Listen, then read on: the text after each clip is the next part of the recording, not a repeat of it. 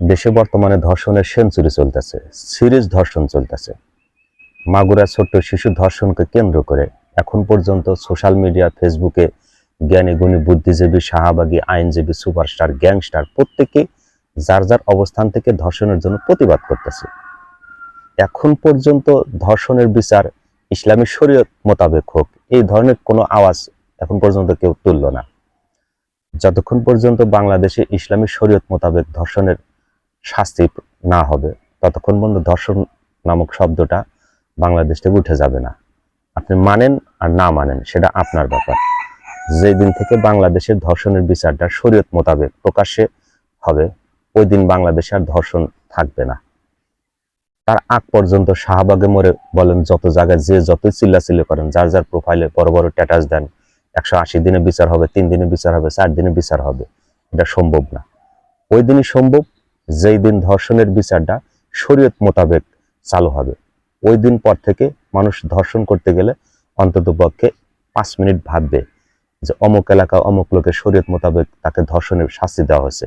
ইসলামী শরীয়ত মোতাবেক যদি ধর্ষণের বিচারটা বাংলাদেশে চালু হয়, তাহলে বড় বড় হোটেল, রেস্টুরেন্ট, আবাসিক হোটেলগুলা, ভবনগুলা, রিসোর্টগুলা, খোলামেলা যে পার্কগুলো আছে, এখানে তো জমজমাট ব্যবসাগুলো চলবে না। আর এই জমজমাট ব্যবসার পিছনে বড় বড় ডোনাররা তারা টাকা ইনভেস্ট করে রাখছে। কপতিরা, যুবক যুবতীরা এখানে আসবে, আড্ডা দিবে, তাদেরকে মাল কামাইতে হবে। একটা ঘটনা ঘটার পর আমরা দেশে সবাই চিৎকার চেঁচামেচি হই হুল্লা করে লাগাই, অথচ যে ধর্ষণের ঘটনাটা ঘটে গেল, সৌদি আরবে কিন্তু প্রকাশ্যে আর ধর্ষণ হয় না।